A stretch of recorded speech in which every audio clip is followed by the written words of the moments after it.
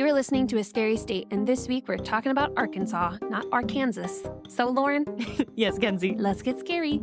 Yeah, that's where Roy is today. He's with his dad at work. Because it's gonna rain And thunder. and thunder. So he had his tooth appointment yesterday. Which, honestly, we need it, so not mad.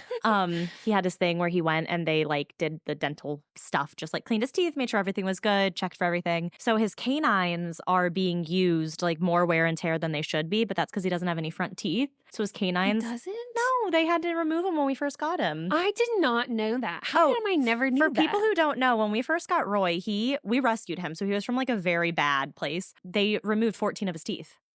Oh my God, I'd never noticed that. Nor did I know that information. If he ever nibbles you, it's all gum. So we call it being gummed. He never does. Even when we're playing with his mouth open. Yeah, so he doesn't have any front teeth. His teeth start with his canines. So everything that he eats has to go through there first, when that's typically not what dogs have to eat with. And so we have to go to a specialist within the next 6 to 8 months to get a specialist to look if they should be removed or what to do. Go eat. I don't know. They were well, maybe move to more soft food rather than his hard food. Which he will be so excited about. Oh my God. He will scarf down the wet food. Yeah. But so I picked him up yesterday and they're oh, he probably won't go to the bathroom for the next day or two. That's completely normal. Because they have to go anesthesia and stuff. And they're it's completely normal. If it goes 3 days, that's when you're concerned, but it's completely normal. Yeah. Great. He usually throws up in the car, but he hadn't eaten anything. So I'm hoping it's going to be good. I dog proofed the back of my car. So we're coming home. I'm on the phone with my mom and I start to smell something. Oh God. And I'm did he fart? That smells so bad. And I'm joking with mom. I said, I swear to God, if he pooped.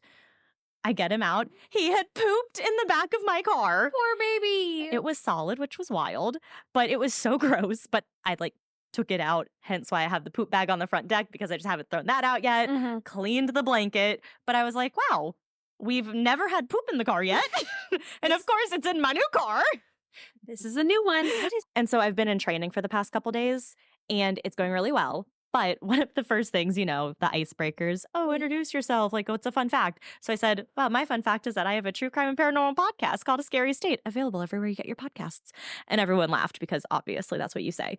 And so I didn't think she was serious, but we were talking about it today and she was no, go write it up on the board. And I said, okay. So I write the name of it huge up on the board. All right. Well, if you're those people, welcome. Yeah, welcome. Glad to have you here. Oh, one of the instructors, we were talking about it and she goes, oh yeah, do you guys are your episodes live? I said, no. I said, we edit those way down. Yes, absolutely. You don't want this to be live. The conversations we go into and the tangents we go on where we're we need to reel that back. Yes. And so there's a lot that's taken out. Oh yeah. Mostly because really at the end of the day, you don't need to hear our inner thoughts about everything. No.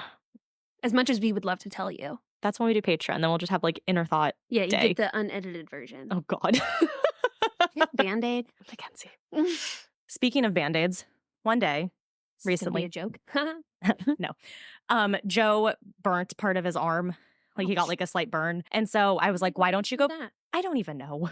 Something at work. So I was well, why don't you go put Neosporin on it and put a Band-Aid on? So he goes, okay. So he goes into our little area where we have Band-Aids and he goes, do you have any smaller ones? I said, just use those Band-Aids, thinking it's the size I got you.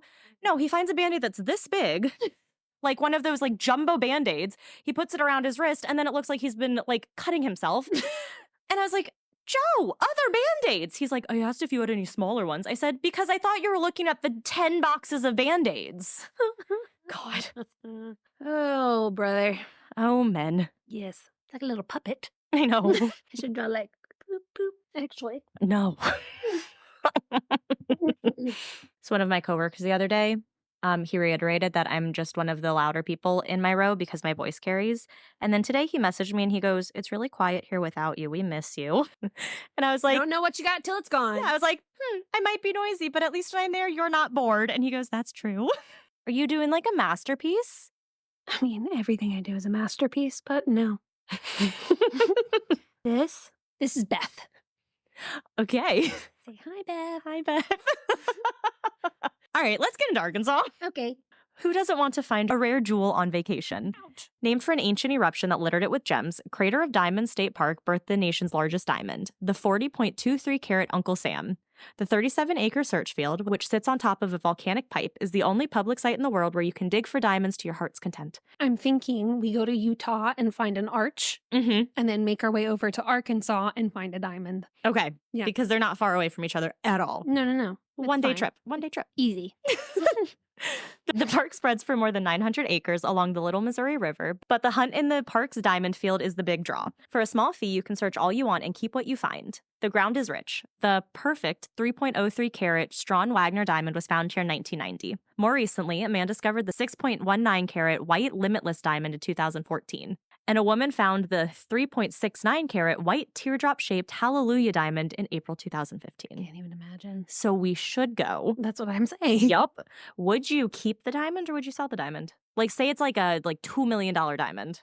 I think I'd sell it. I think because I'm a proud person, I would want to have a little part of it and have that on jewelry and be like, I found this diamond, but really itty bitty teeny tiny. Just the tip of it. Just the itty bit. And then sell the rest? Yeah. I don't know if that's how you can do diamonds. Well, they cut diamonds all the time. Yeah. So they'll cut mine. Okay. But yeah, that would be awesome. If they want it, they're going to cut it. Valid point. Thank you. Arkansas is also the only U.S. state that actively mines diamonds. Wow. Obviously. Yeah, right. The first people to live on the land, now called Arkansas, arrived around 11,650 BC. Thousands of years later, around AD 650, a group of Native Americans called the Plum Bayou built mysterious mounds of dirt that can still be seen today at Toltec Mounds Archaeological State Park. I got a mound of dirt. I know it's a jar, but... History was made in 1957 when 9 Native American students were escorted by Army troops into Little Rock Central High School, which previously only allowed white students to attend.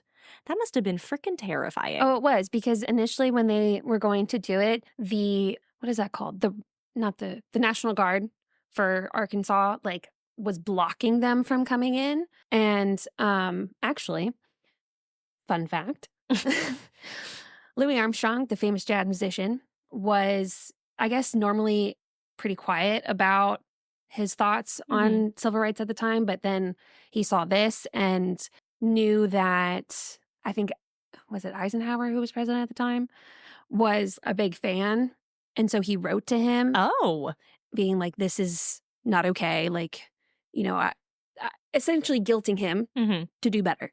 Nice. And so he sent the army to escort them inside. Wow. And then he sent him another letter saying, thanks, man. That's cute. Yeah. And I'm like, cute. That would be an excellent story to teach children in high school history, because that's cool. And it has to do with a big historical event. It has to do with a timeline that they're going to learn about anyway. Yeah. And it focuses more on just the fucking Korean War. Yeah. And communism. Just saying. The Ozark Mountain region rises in the northwest, and it's a forested region with plateaus and deep valleys. This area features Mammoth Spring State Park. 9 million gallons of water flow through the park each hour. Isn't that insane? Yes.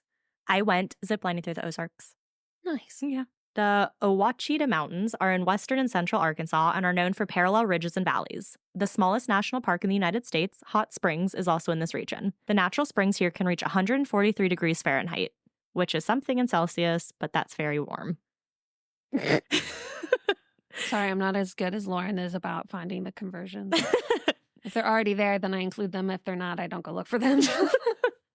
Since the 1830s, people have been getting the spa treatment at the natural hot springs in Hot Springs National Park. Some of America's most famous, or infamous, people have traveled from all over to bathe in the springs, such as Babe Ruth, Franklin D. Roosevelt, and Al Capone. Rock House Cave in Petit Jean State Park Okay.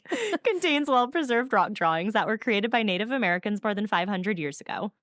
Arkansas is home to a rich variety of wildlife, including one species of terrestrial snail that's only found in the state. Called the Magazine Mountain shagreen, the species inhabits just 22 cumulative acres around Magazine Mountain, Arkansas's highest peak. That's kind of cute. I know, right? There is an alligator farm in Hot Springs that's been running since 1902. The folks at the farm not only raise alligators, but they operate an alligator petting zoo that lets visitors get up close and personal with the reptiles. Huh. To be an alligator in a hot spring. I don't know if they're necessarily in hot springs. But I want to picture that they are, and they're just kind of nice and warm and cozy, because they're cold-blooded. Yeah, so they'd like the hot springs. They would definitely like it warm for sure. Yeah. Mhm. Oh. Petroleum, natural gas, and coal are among Arkansas's chief natural resources, but the state also leads the country in bauxite. Arkansas is the world's largest producer of bromine, which is used in pesticides, water purification, medications, and flame retardants. Wasn't there another state that had things that were like a chemical or producer of whatever where it's used in all these different things that should not go together? That's this as well. Water purification, medication, I get it. Yeah. But like, I don't like Pesticides it. and flame retardant. Yes. Yeah. Mhm. Yeah. Mhm. I forget what the state was, but yes. Do you see the light over there? Yeah. That's to trap fruit flies. Ew. I know. Ew. It was there before we moved in. That's disgusting. And we haven't touched it. That's so gross. And we won't look at it because we don't want to see how gross it looks. That is foul. So it stays right over Oh there. my God, it's going to start overflowing with dead flies. Stop. Well, fruit fly, don't bother me. I need another band. It's shoe fly, not fruit fly. Fine. I hope all the fruit flies bother you. Arkansas is the biggest rice producing state in the United States, accounting for 48% of the country's rice production. Nearly 9 billion pounds of the grain are grown in Arkansas annually. There's Billion with a B. billion. That's a lot. That is a lot. I love rice. Me too. There's a 65.5-foot statue of Jesus that sits atop Magnetic Mountain in Eureka Springs called Christ of the Ozarks. It was built in 1966. One art critic likened it to, quote, a milk carton with a tennis ball stuffed on its top. That's awful. I know, but isn't that a funny way to end it? I did not see that when I went to Eureka Springs. Well, I loved Eureka Springs, though, as a little town, and it's like super spooky, too, because they have the Crescent Hotel, which is really haunted, and they have another hotel that's really haunted. And when you walk into the Crescent, they totally like take the haunted aspect. They have like little ghost figurines all over the place, and they have shirts that say you stayed at like Crescent Springs Hotel. It's so cute. But yeah, it's like this cute little place. pretty sure your mom talked about Crescent Springs in our very first Arkansas She episode. did. Mhm. She talked about it very, very briefly. Yes. But yeah. Did you stay there? No. Okay, good. We didn't. We stayed, at some other random little creepy looking hotel. I sent you a video when we walked in. Oh, yes. Yeah. Yes. Yep. Yes. But Joe's best friend, Dave, the groom, him and his fiance stayed there when they got married. So I guess wife. So I guess if it's good enough for them, question mark. But we did get to walk in, like, as Dave was moving his stuff to the other room, and, like, I got to see it, and it looked really cool. Mm. I was hoping I would see a ghost around a corner, but no such luck. Mm-hmm. So darn. All right, Mackenzie, what spooky story do you have today? I don't know if it's spooky, but it's spooky outside, so it fits. We love a 2-for-1 special. Yes, we do. Today we have murder ghosties. Oh, our favorite. So we have both. The King Opera House was built in 1891 as a large brick structure that housed the Willard Billard Parlor, true story, and Wallace Saloon and Restaurant. Colonel Henry King bought the theater in 1889 after returning to Van Buren from a trip to the East Coast. While there, King saw plenty of shows and plays and was inspired to bring that to his home in Arkansas. Colonel King oversaw the Opera's House first performance, which was a production of Faust. Not Frost, I promise. Variety acts and local acting groups soon followed, and King's vision of bringing culture to the area was fulfilled. In 1914, a fire practically destroyed the theater, and it was remodeled as a moving picture house to show the silent movies that were becoming popular at the time. The Opera House was renamed the Bob Burns Theater in the 1930s to honor a local celebrity who had appeared on radio and in films. Oh. The national premiere of the film Our Leading Citizen that featured Burns was held in the Van Buren Theater, meaning the one I'm talking about. Yeah. In the 1960s, the Malco Theater chain bought the building and began showing movies, but it closed in 1974 after it fell into rough shape and then sat vacant for years. Dang. The city of Van Buren bought the Opera House in 1979 and refurbished it in 1991, redoing the brick facade outside and restoring the inside. And it hired a person to manage and upkeep the facility. A nonprofit arts group stepped in, restored the majesty of the facility, and turned the Opera House into a destination spot by offering shows and entertainment and leasing it to organizations and even wedding parties. Oh. Bill Ratcliffe, the director of the Van Buren nonprofit Arts on Main, said, quote, "Our mission was to build a season of entertainment. We wanted to build a place where the community could come together." That's cute. Right? Yeah. The arts group formed in 1975 as the Center for Arts Education and held community theater plays, children's acting seminars, musicals, and other events. One other event. Another event. It changed its name to Arts on Main when it moved to 413 Main Street in Nice. Van Buren and took over the operation of the theater in 2021. The theater seats 315 and features a balcony with 94 seats. A 600-square-foot room that was once the apartment for the theater's movie projectionist and his family is now used as a meeting room. Workers installed new lights, repaired dressing rooms, and added a green room for performers to prepare for their shows. Despite all the challenges, one thing did remain. Tales of ghosts haunting the Opera House. Yes. I really hope that there was like a boo. That would have been really cool. Big rumble of thunder. Yeah. It is a staple of many theaters, but the King Opera House has its own unique story, and employees have seen some unexplainable things. The legend goes that a young actor who was part of a theater troupe that was performing at the King Opera House fell in love with the young daughter of the town doctor. As they always do. Mm-hmm. The young girl's father did not approve of the relationship, so the two planned to run away together. Naturally. What? It's funny. Your response, I don't know. Just made me giggle. One day, the two lovebirds went to the Van Buren train depot in hopes of fleeing the town. There's your thunder. Just a little late. Reports claim the doctor whipped the young actor to death with a horsewhip. Jeez. I'm sorry, I forgot a sentence. Yeah, I feel like you did, but... When the doctor found out about their plans, he became furious and took off on horse and buggy for the train depot. Then, when he got there, he whipped the young actor to death. Oh, geez. Many believe the young actor to be Charles Tolson, who traveled to Van Buren in 1903 with his acting company. Many former directors of the Opera House say the ghost of the young man wandered to the old theater where it remains today. Former employees of the King Opera House said that when they were alone, they often felt like there was someone in the room with them. I don't like that. One woman went to the lighting booth to shut off all the house lights, but when she came back downstairs, the lights were back on. Oh. She went back upstairs again, turned the lights off, and she came back downstairs and the lights were back on again. I'd be annoyed. Very. I'd be like, I'm not going up the stairs again. Please stop. Some have even said they have actually seen the ghost of the young actor in person. The ghost is usually dressed in a top hat and a Victorian-style coat with a long cape. Many believe he is searching for the young girl he fell in love with all those years ago. Aww. Visitors over the years have reported hearing footsteps and seeing theater lights going on and off. Bill Ratcliffe from Arts on Main said he would be in his office working and would hear something drop and hit the floor like it was right outside of his office. When he would go and check on things, nothing was there. Natural. While Ratcliffe has never seen any ghosts, his employees have reported weird things. Ratcliffe's assistant told him a group of performers had just finished a show and she was shutting down the lights. She heard footsteps on the second floor meeting room and thought that the group may have moved up there. But when the assistant looked over the balcony, she saw everyone in the group below. She told Ratcliffe, quote, "There's my ghost." They seem very attached to him. Yeah. Another employee for Arts on... You're going to hate this. Oh, good. Okay. Hit me with it. Another employee for Arts on Main said he was washing his hands in the bathroom when he saw a young woman wearing a long white dress, who asked him, "Have you seen Henry?"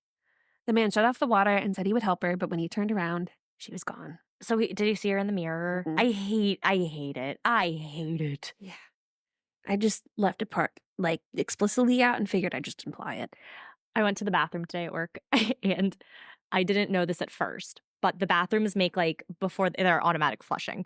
Before they flush, they make this sound like someone's breathing. Yoo-hoo! And so I didn't know that when I went to the bathroom today. So I just hear behind me and then it flushed. I was like, oh my God. This is a terrible It way. was so scary. That's awful. And then I went again and then I heard it again. I said, okay. Bathroom, toilet. Unless someone just keeps doing heavy breaths and maybe they were holding it while you were in the bathroom and had to let it go right as it flushed.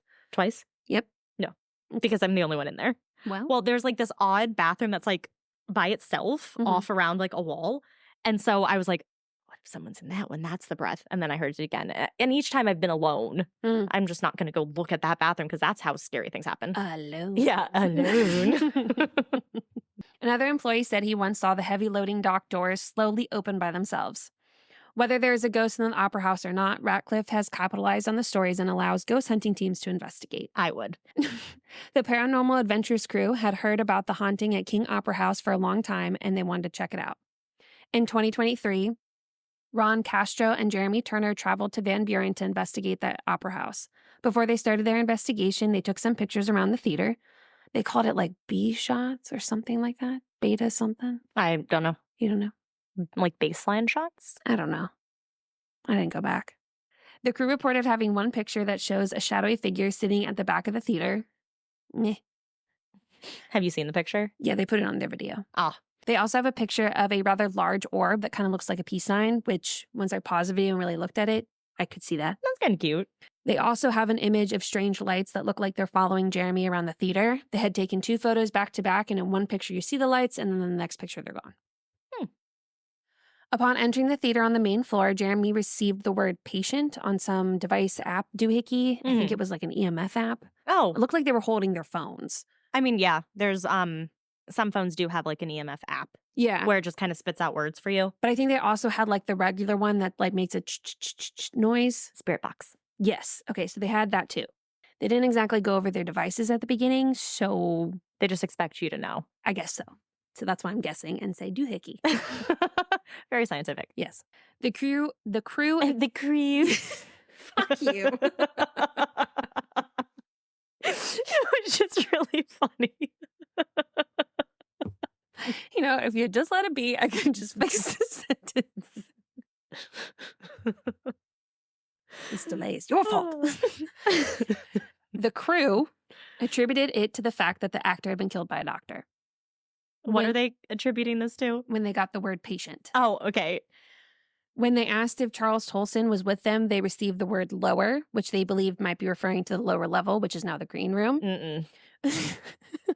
Right after they received the word torturer, to which Ron said, "Pardon us?"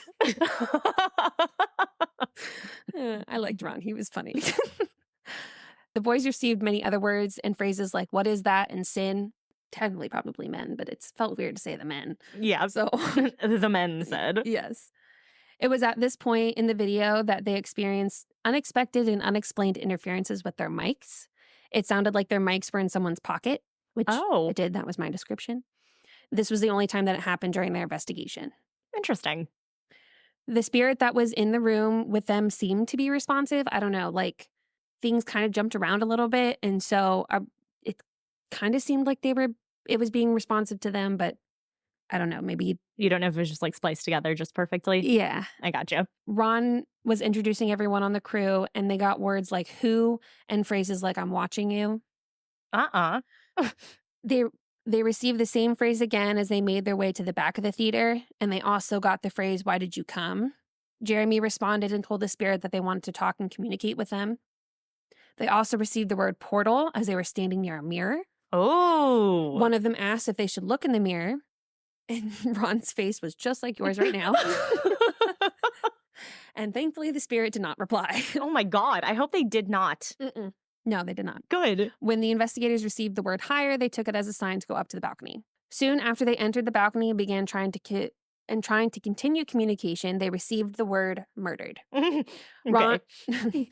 Ron asked if Charles was with them, and they received the word listen. They didn't listen. They kept talking. Listen to the spirits. Yeah, no, they just kept talking. They were like, "Okay, well, listen," and then kept talking. Yep, as they do. Yeah. Men. As they continued making their way around the balcony, Jeremy felt extremely cold. He even had goosebumps, but Ron said it felt normal to him. Hey, I'm really cold and I have goosebumps. The two were standing right next to each other. Are you cold right now? My feet are cold. Oh. But I'm like, okay. The same. Okay. As they left the theater to go to the green room, their trail camera, at least I think that's what they called it, caught what sounded like a marble rolling across wood or like a pencil or whatever. And the camera was placed right next to the stage and no one else was in the room. That seems to be like a common thing, is like marbles. Yeah. And like some of the things that they replayed with like, oh, you know, then when we watched it back, we heard this voice or that. I'm like, I don't hear it. Yeah. But this, it really sounded like something rolled on the floor. Yeah. As they were in the green room, they received the word possessed. They moved to a different spot, and as they passed mirrors, Jeremy made it a point to look down. Good.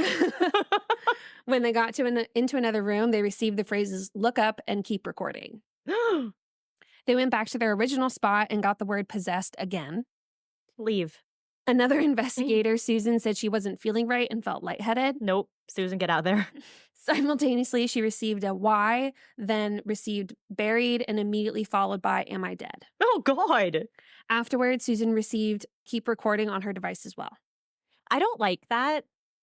As the boys were explaining this, like in the video, they were explaining what had happened to Susan. A voice came through on the I think it must have been the spirit box Mm-hmm. because I heard it versus like on his phone when the guy would read it. Yeah. And it said, run. They asked if they were intruding or being annoying, and they didn't get an answer. That thing was like, sometimes it's better to not say anything at all. Yes. They tried out the Estes method, Mhm. which deprived Ron of his hearing and his sight. He only had his headphones on, which were connected to his spirit box. Mhm. Jeremy walked around Ron and would ask questions.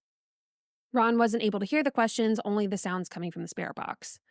They decided to do this on the main stage, and Jeremy first asked if there was anyone that wanted to communicate with them. Ron said, "Can't see?" and he couldn't see, which was weird.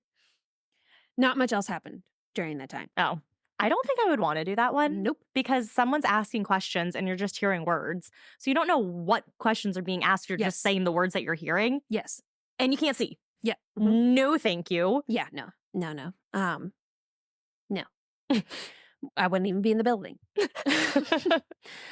Lastly, the crew went backstage, and they started off with little to no energy readings, but suddenly the readings spiked. They heard noises from the catwalk, even though no one was up there. Mm. As they were standing next to a cable box, they received the word cable. At one point, they received Jeremy, which is the name of one of the investigators. I would never want to hear my name. No. When they went back to look at the footage, they noticed that when they received Jeremy's name, there was a small white spirit-like light that passed in front of it. Oh, cool. So it seems to me that the Opera House has a lot of paranormal stuff going on, but I also assume that if any building built prior to the 1940s or 50s is haunted. Right. Another thing that convinces me a place is haunted is a legend that has legitimacy. Do we have a legend? The murder of Charles Tolson is true, and it was committed by the town doctor. Oh. However, Charles was never in love with the doctor's daughter, and the true story is a classic think before you act situation that unfortunately ends in tragedy. Uh-oh. Well, I said murder, so. I know. But still, it's just when someone says that, you're like, oh no, what happened? Murder. I know what happened, but still, oh no.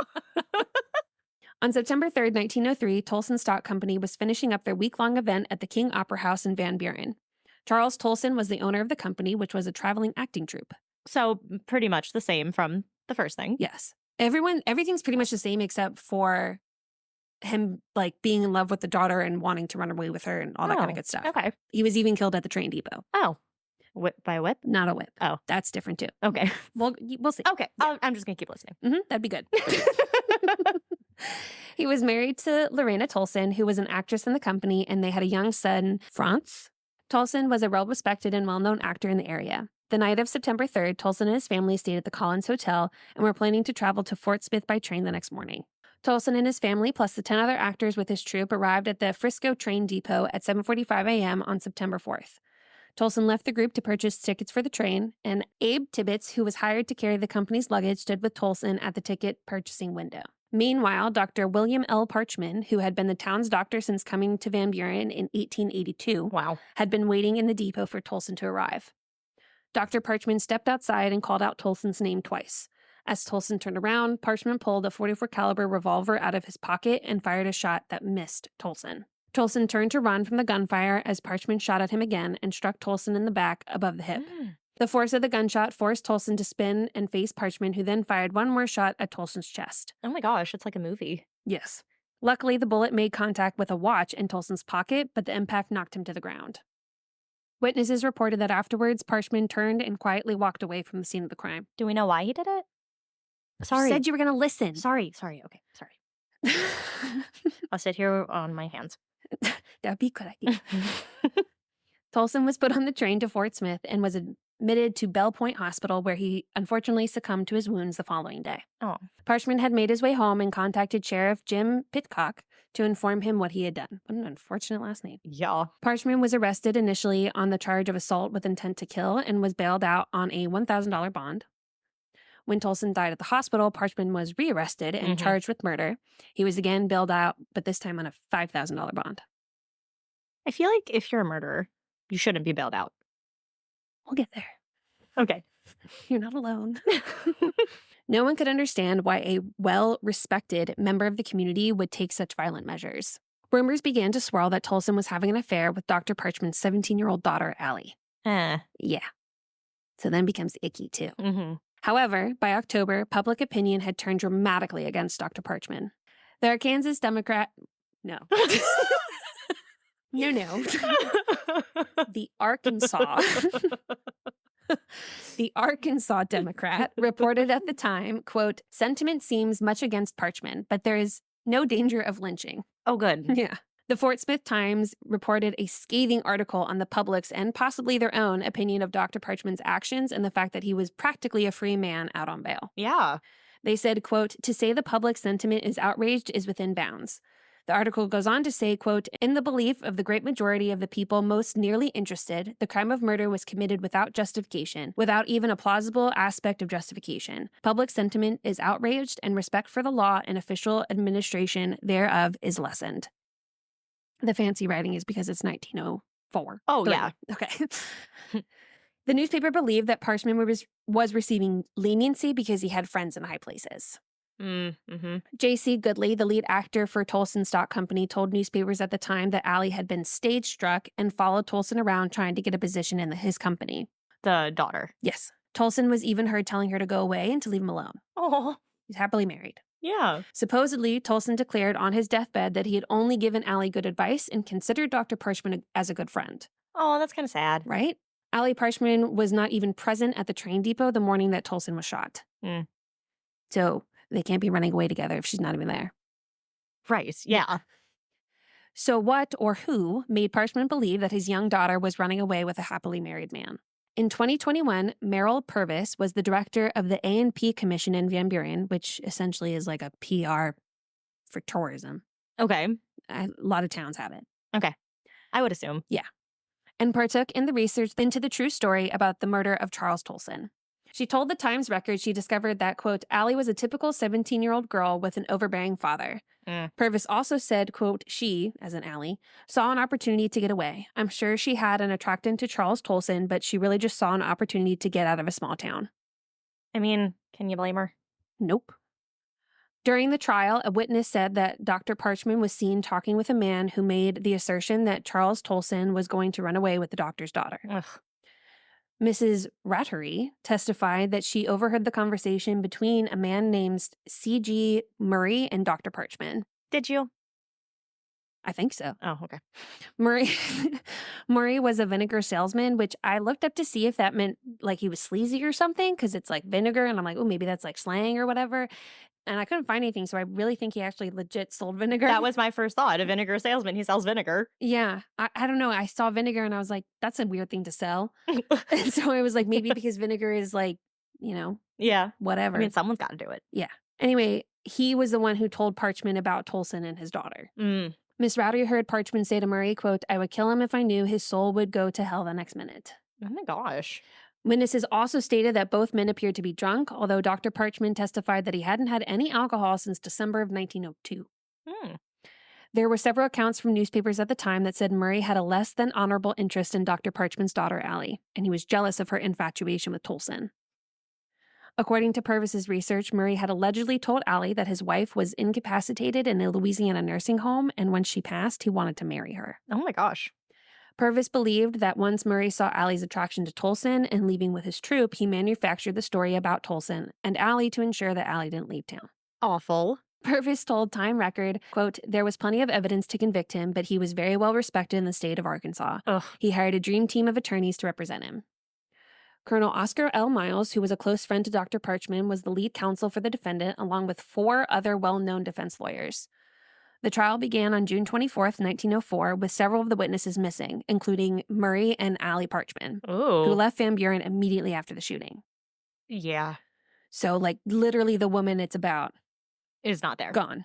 According to reports from the time, Colonel Miles presented the case of defense, briefly dwelling on the different stages of murder and how justifiable murder would be his defense, meaning self-defense. Right. Dr. Hatchett, who performed the autopsy, testified that based on the wound, he believed that Tolson was shot from behind, which would mean that it can't be self-defense.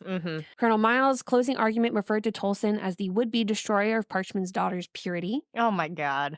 Less than a day later, and after 2 ballots, the first vote being 10 for acquittal and 2 for guilty, the second vote found the defendant not guilty by reason of self-defense. Purvis said, quote, he got away with murder. Yeah, he did. The Fort Smith Times reported, quote, the courtroom was crowded, but there was no demonstration of approval. In fact, in the courtroom and throughout the city, the verdict was very coldly received. Well, yeah. The article concluded with, quote, "In Fort Smith, the verdict is genuinely condemned as a perversion of justice." You can't be shot in the back and have it be self-defense. And there were so many people at the train thing. Yeah. Like, Right. in conclusion, after the trial, Tolson's wife, Lorena, continued traveling with the acting troupe and remarried about a year after the shooting. Oh, that's kind of quick. The Fort Smith Times reported in 1905 that Lorena had lost her popularity among the public when they discovered that she had gotten rid of her husband's things to a stagehand at a Little Rock theater. I don't think we like her. Her quickness to remarry in Springfield, Missouri also added to the destruction of her popularity. Yeah. According to the article, Lorena's second husband had left her by 1905, so Yeah. like a year. Pretty quick after. And she was performing in one of the small stock theaters in Chicago. And then we don't know what else happened to her. Wow. Not much is known about Allie's life after the shooting. She was sent to live with a family member in Missouri and never returned to Van Buren. She's supposedly married in 1907, which is hilarious because at first 17, oh my God, too young. That's disgusting. And then she literally gets married like 3 years later. But then she's 20.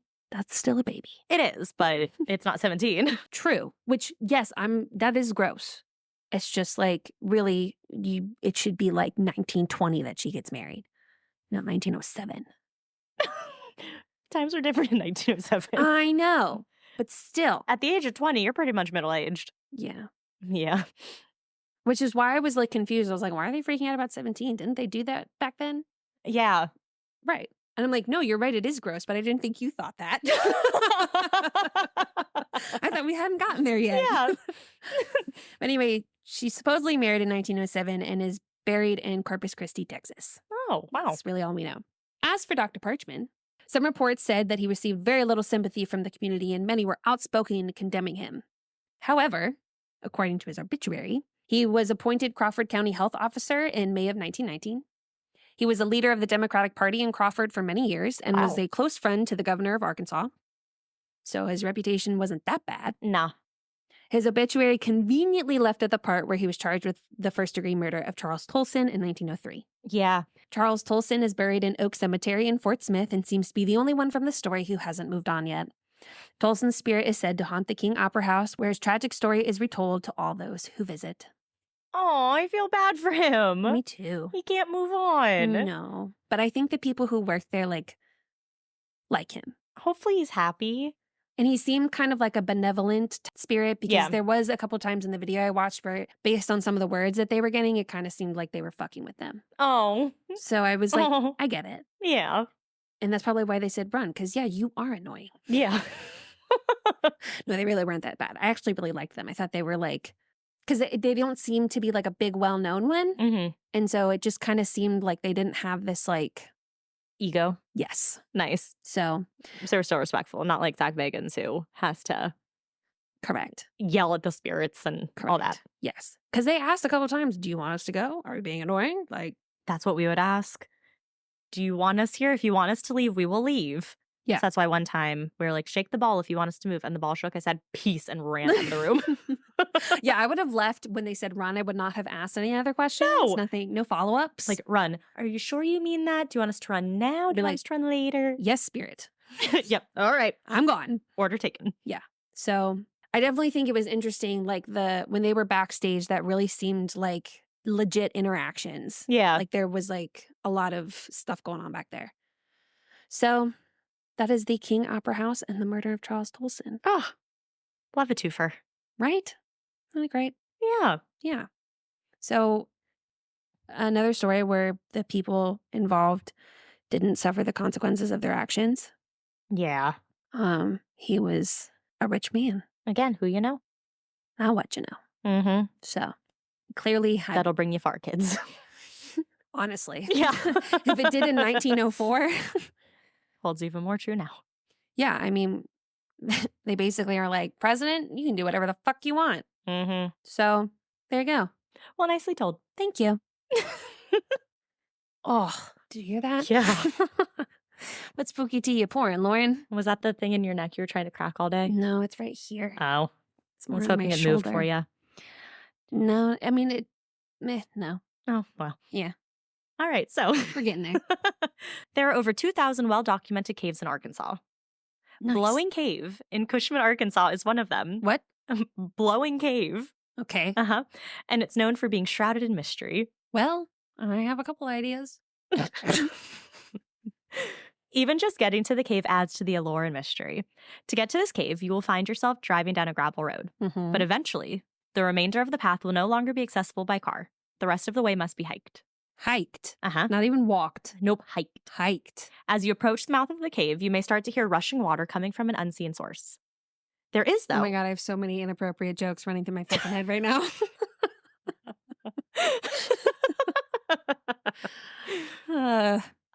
I was reading something about it at work the other day and I had it up on the screen. My coworker came over, he goes, "What happens in this cave?"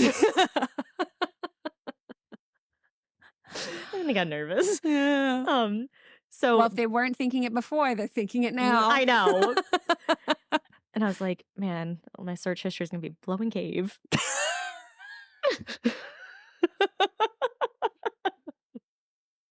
I promise it's a real place. So this unseen source of water could be that there is a waterfall room deep in the cave. Mm. So let me just paint a picture for how you get to this beautiful room. Okay. You have to journey about a third of the way in. Mm-hmm. This is where the underground waterfall room is located. But halfway to the room, you will have to encounter the potato masher. This is a section of the tunnel that had collapsed at some point in the past, Mm-hmm. creating a very narrow section that you must crawl through in order to continue on your way to the waterfall room. Mm. I would never see the waterfall room. I would do it. Mackenzie, no. Yes. I don't believe you at all. You'd crawl through a teeny tiny section of a cave. Already done that. I know. Do you want to do it again? Well, now that I'm older and already know what's going to happen, Ugh. a little less scary. The point from that story was the fact that I wanted to break my nose, not that I was in a cave. I thought that was kind of cool. Oh. They just made us turn off the lights and I was a little freaked out. They say if you're claustrophobic, you should not go to the waterfall room. I'm not. If I know that there's a way out, I'm not as claustrophobic. Okay. I don't mind small spaces as much as you do. I don't mind the small spaces. It's not being able to get out of things. Well, you can. You got to get through it to get to the other side. Well, yeah. So I wouldn't mind so much that. It's if I got stuck in there. Well, then don't do that. Thank you. But yeah, so it's not the small spaces, it's the stuck. But what if you know you can't get stuck? Oh, then I'd be fine with it.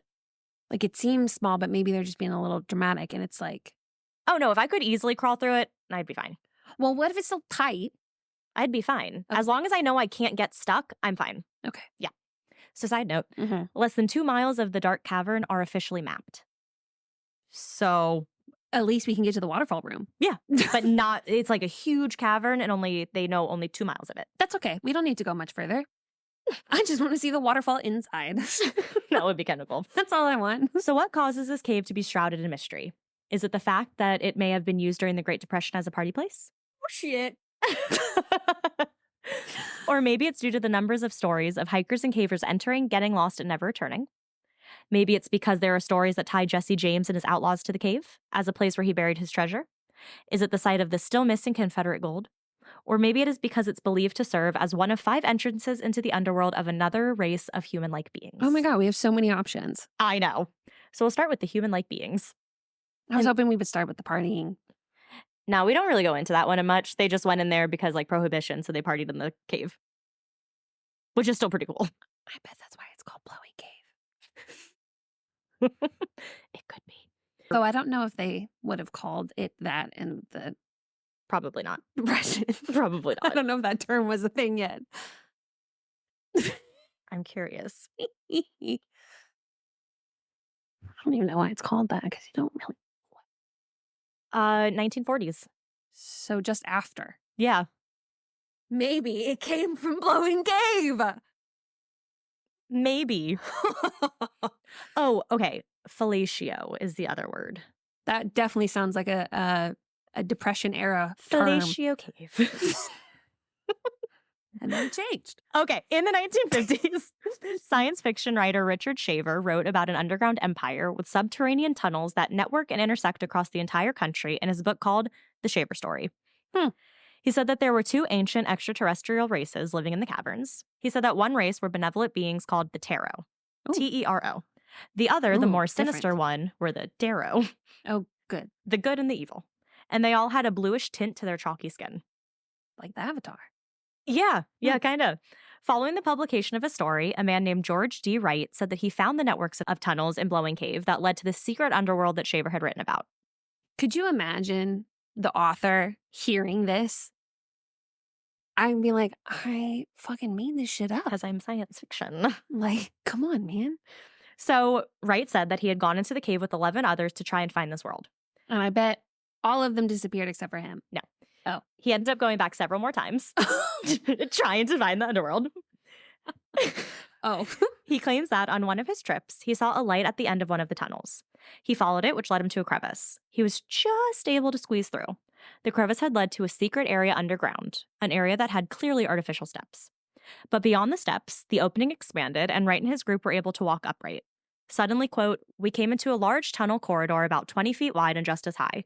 All the walls and the floors were smooth, and the ceiling had a carved dome shape. We know that it was not a freak of nature, but man-made. We had accidentally stumbled into a secret cavern world." You know, I feel like if I'm going to be a secret alien race inside of Earth, I'm going to go far in. Because I know how curious human beings could be, and I would not make it so that it'd be relatively easy for a tenacious individual to find the entrance to my quarters. To my quarters. So he and his group called this the Glass Cave because of its glass-like appearance. It was here, in the Glass Cave, 5 miles below the Earth's surface, that his group encountered the Tarot. The good ones. That's a long way down. So they did travel real far down. Wright said that they were an ancient race of blue humanoids with advanced technology. The humanoids didn't speak the same language as Wright and his group, but they had technology that was able to translate what they were saying, so they were all able to communicate. They also had instruments that measured people's emotions. They were able to read the group's emotions and knew that they had good intentions, so they were allowed to enter further. The ancient race claimed to be descendants of Noah and had discovered these subsystems in the earth in the wake of the flood. Noah. Oh. Noah, flood, That Noah. an ark, Got big it. guy. Mm-hmm. So they decided to live and make a life down here. What? They said they were descendants of his, and that when the big flood came, after the flood, they made their way underground. So they're not aliens? Mm-mm. They're just weird people. But they have to be some sort of advanced civilization if they were descendants of, well, I guess we don't know how long ago descendants. Because I was going to say descendants of Noah. If they were alive during that time, they'd have to be really old. Well, if they're advanced and underground, that's kind of rude because we could use them up here. We really could. Like, we could use this emotion detector. 100%. This translating detector. Good and evil? Absolutely. Mm-hmm. Yeah, I know. That's kind of selfish. Apparently, Wright was so taken by the civilization that he went back to stay with them for a period of time. He wrote all of this down and all of his experiences in a journal. He even wrote down that the tarot told him that the tunnels that they lived in were also home to serpents and Sasquatch-type beings. That explains so much. And that the tunnels were hundreds of miles long and led to other under-earth cities populated by entities like the serpents and Sasquatch-like creatures, which could be why he's always disappearing.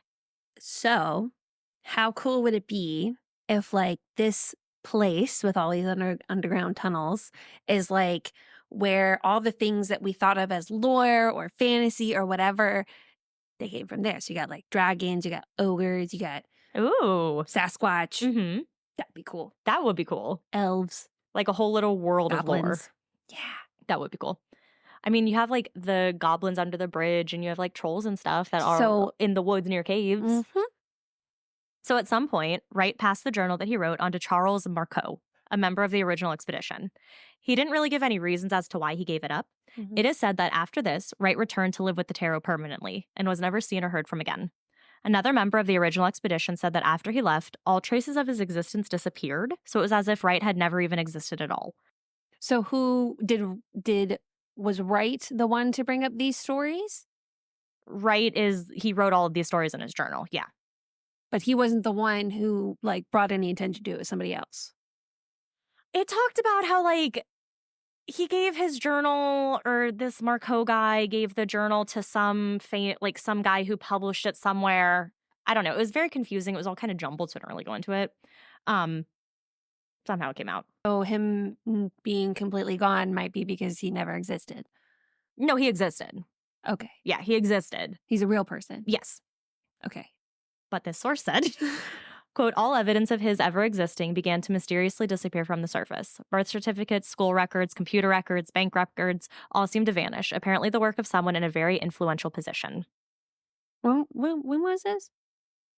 Mm, 50s?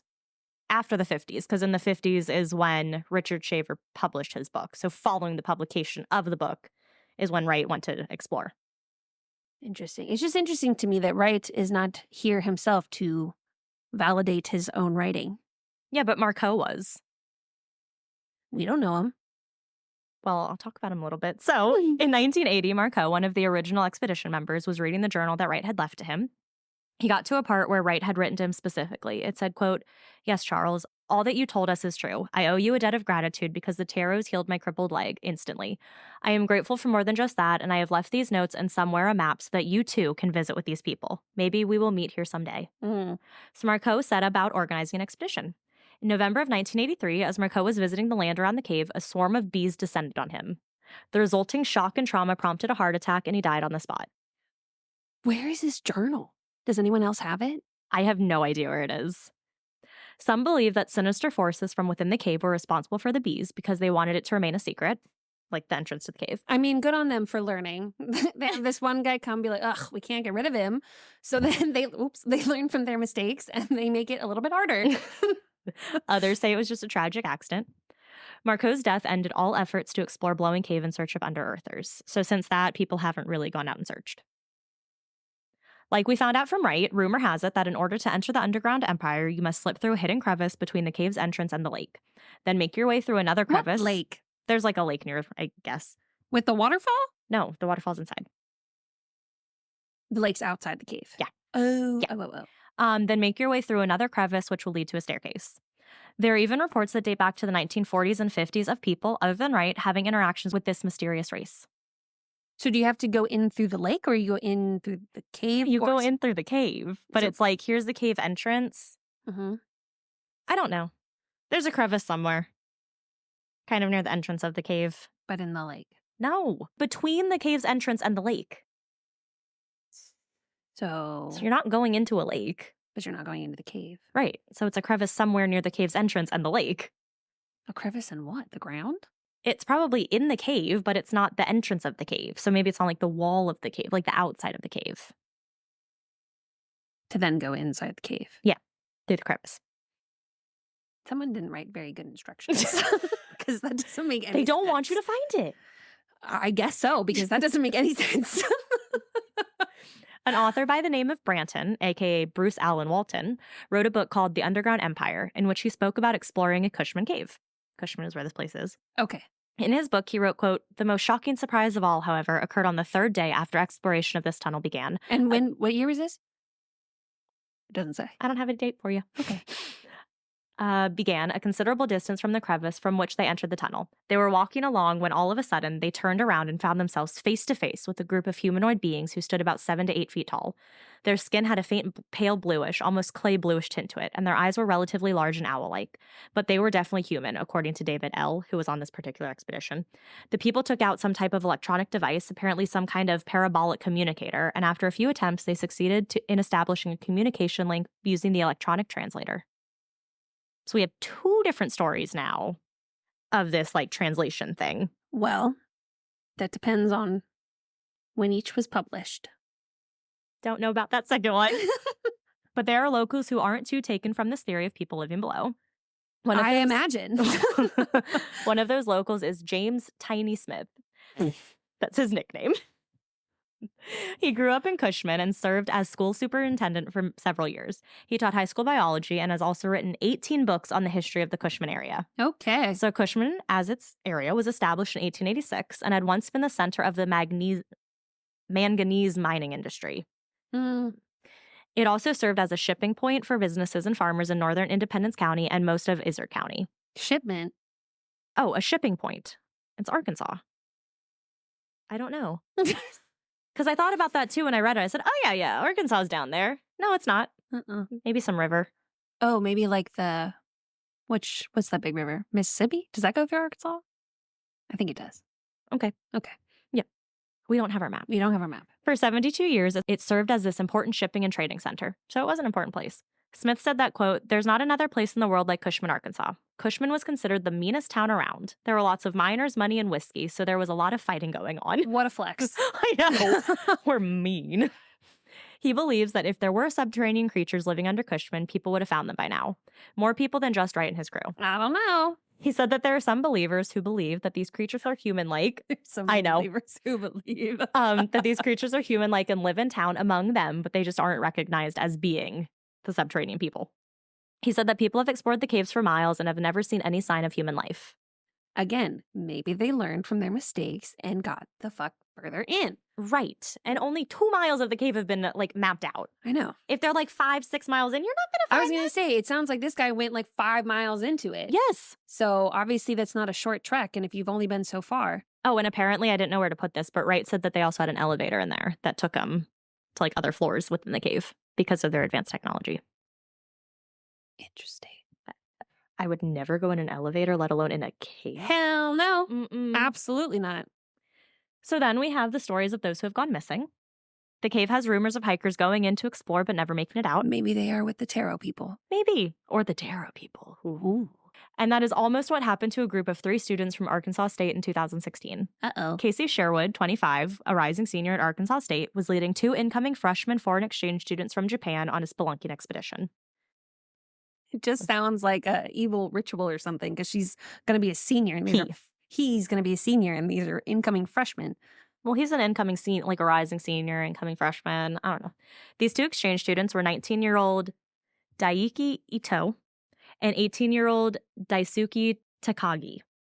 They were exploring the Batesville cave system near Cushman. They started their expedition on Wednesday. All was going well until Wednesday evening rolled around and Catherine Sherwood, Casey's wife, hadn't heard from him. She alerted authorities immediately.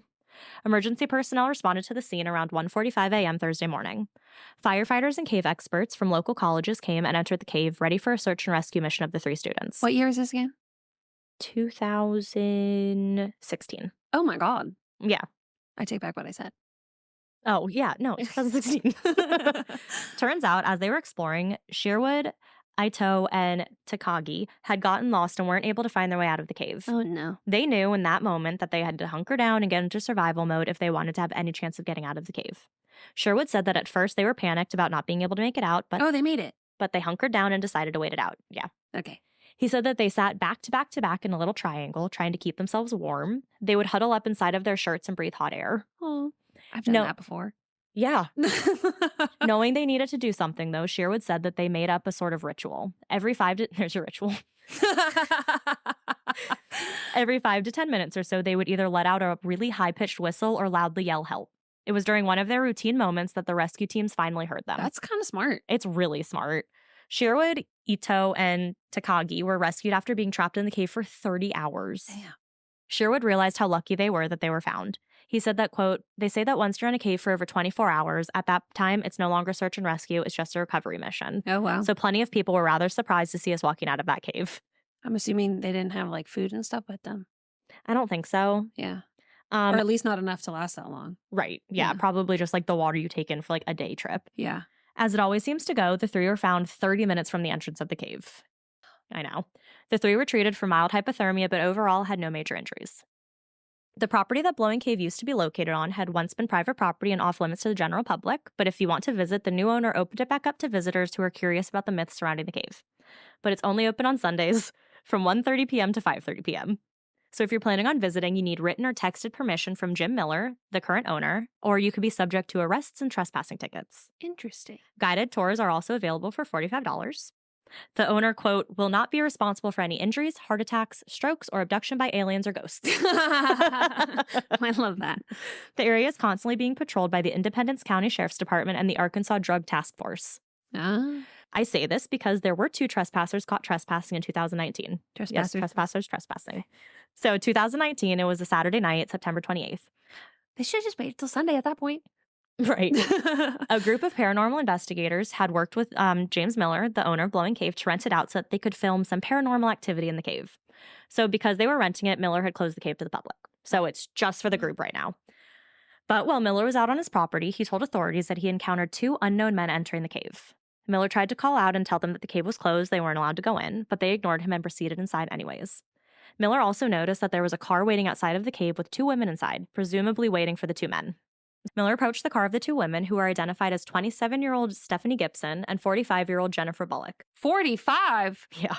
He explained the situation and asked if the girls would be able to get the guys to come out of the cave. The women tried, but their efforts failed. So this is when Miller called 911. Uh-oh. The Independence County Sheriff's Department responded to the call. When they arrived, Miller filled them in on everything, and the officers entered the cave.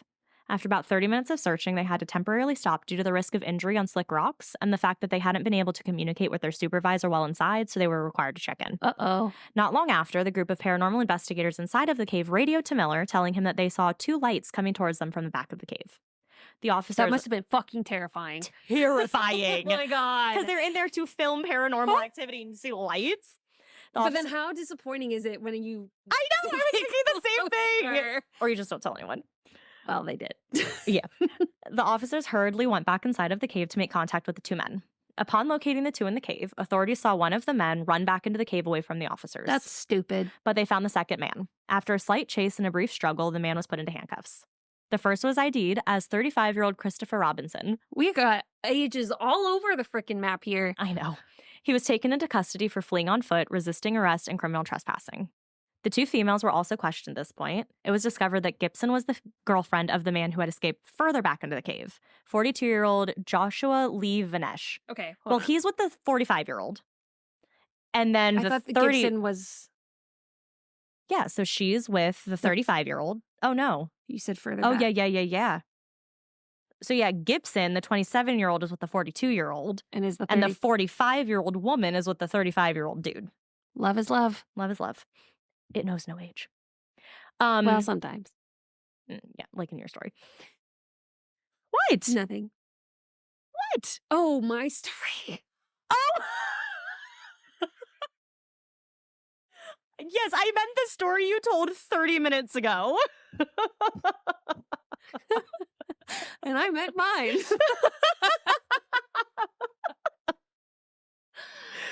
Continue. Oh, gosh. Okay. So Gibson was determined to be the girlfriend of the man who had escaped further into the cave, 42-year-old Joshua Lee Vanesh. She was taken into custody and was later charged with obstructing governmental operations by lying to officers about Vanesh's real name. But Vanesh was still in the cave, so the Nomads Cave Rescue Team was called in. After a long search, they found him the next day, hiding in one of the rooms of Blowing Cave.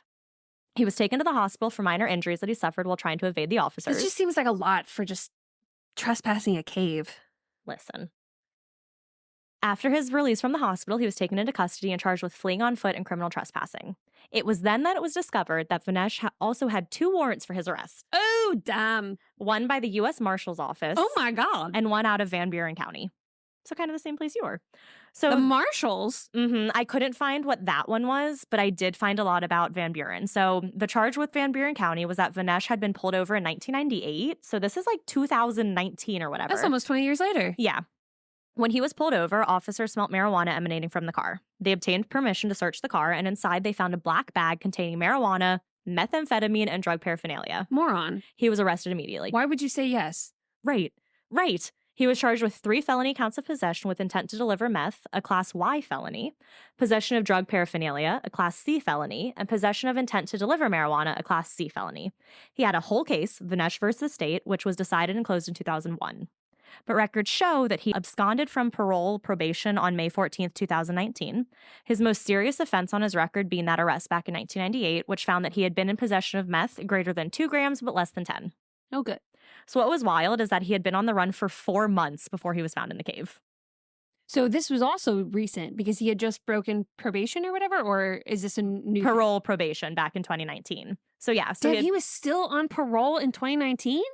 He had other charges. Oh. I mean, there's something with the U.S. Marshal, which I wasn't able to find. Oh, okay. But yeah, so he had all these other things. So the reason he ran into the cave, he's like, I'm not getting caught by you. Well, but there's only so many places you can go. Right. Unless you can find the crevice to get you right, to get you into this like subterranean world with the Taros. Right. Or he'd be better with the Taros. Sounds like it. Sounds like the type that would betray the Taros for the Taros. But they have their little emotion gun, so they'd know. Maybe. Yeah. Doesn't sound like a very smart person, so. No. For their help during the ordeal, Sheriff Sean Stevens commended the all-volunteer cave rescue team, the Cushman Fire Department, James Miller, and officers of his department working at the scene. What about the ghost people. They were the ones who were like, hey, there's people in here. Well, they knew that they were in there. They just told him exactly where they were. Right. So they should get a pat on the back too. Yeah, well. So I have a teeny smidge of it being haunted.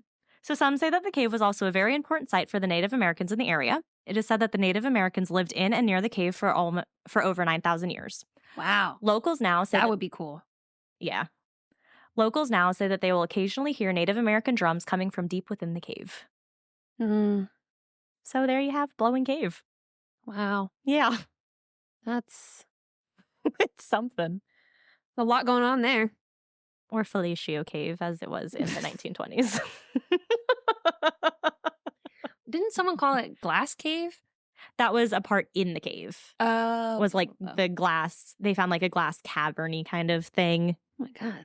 They said it looked like glass, so they called it like the glass room or whatever. Interesting. Glass in a cave. Or it just looked like glass. So then it would have been crystal. And they didn't take none? Again, idiots. Their intentions were good. That's why they were allowed in. If their intentions were impure, they wouldn't have been allowed in. I thought the glass room was before they met the blue people. Yeah. I don't know. Maybe they just saw this man-made thing and they're like, we're getting close to the blue people. Although, is it technically man-made if it's by blue people? What if there's something different? What if they're... Things are either natural or man-made. It wasn't natural, so it was man-made. What if it was alien-made? Well, it's still man-made, technically. I thought man... Like, the pyramids weren't naturally made. They were man-made. Right, by humans. What if People it's not think it was aliens. What if it was not humans? Then alien-made. Or... Creature-made. Creature-made. There we go. There we Creature-made. go. Yeah. But yeah, this is a place I will not be going. No. I would go to yours, though. Mine what? The place you covered. Why can you not remember what you did 30 minutes ago? I need specifics. My opera house. Yes. Yeah. Yeah. No. No. No. I'd go to the cave before I'd go to the opera house. Yeah, because the cave actually doesn't have anything spooky going on in it. Exactly. It's just like criminals and stuff. They get caught, apparently, so I'm not too worried. Good. Or they die. Either way, they can't get me. Either way, you're fine. I just want to see the waterfall inside. I think that'd be cool. That would be cool. Yeah. That's it. Well, maybe one day. Yeah. But knowing my luck, I probably shouldn't do it because I run into things and I slip and fall so easily that I would badly get hurt. I mean, the last time I was in the cave, Right. Actually, that wasn't my fault. Some bitch fell on me. We know. Just saying. But they did say that the cave is kind of hard to hike in and you're going to get disgusting. They said any clothes you bring in, you will never get to wear again. I mean, that's pretty much what happened at Blue Ridge, so. Yeah, and I lost my clothes somehow. Exactly. Like, seriously, I put them on Jared's truck to dry and then they're gone. Never to be seen I again. wonder if they accidentally got thrown away. Maybe. My underwear made it back in my bag. The clothes didn't. I don't know. Maybe whoever was throwing them away didn't want to touch the underwear. So sad. I loved that shirt. And those pants. You know it's not me because I would have touched the underwear. I know. I don't know where they are. Isn't there still a bag somewhere in your house you haven't opened yet? I've opened them all now. I could have sworn you keep going back and forth between, Yes, I've I did. opened it, and then, I haven't opened it. No, and then I said, I forgot. And then I did it right away. Once I said I forgot. And then I Oh. even went and checked my car. I checked everywhere in my car. Dang it. I know it's Sally. The mystery of the disappearing shirt. Yeah. Because yours disappeared too, right? No, I threw mine away. Oh. I know where that went, and I threw it away. Yeah. I didn't throw away the white tank top I wore underneath Mm-hmm. and the biker shorts. That I didn't throw away. That I washed. And my biker shorts and white shirt just gone forever. Not the star one? Yeah. Oh, yeah. I threw my butterfly one away. I Yeah. did not keep that. My white star one is the one that I can't find. Yeah, so maybe you put it in that laundry bag. And then threw them away? Mackenzie.